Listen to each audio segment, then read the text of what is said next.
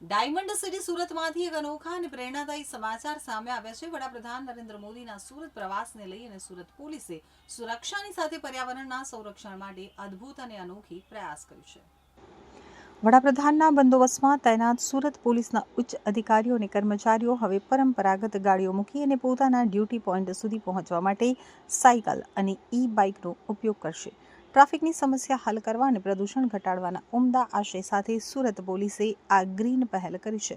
પીએમના કાર્યક્રમ પૂર્વે green message આપવા માટે સુરત પોલીસ દ્વારા એરોપ્લેન સર્કલથી લઈ ઇન્ડોર સ્ટેડિયમ સુધી એક ભવ્ય સાયકલ યાત્રાનું આયોજન કરવામાં આવ્યું છે।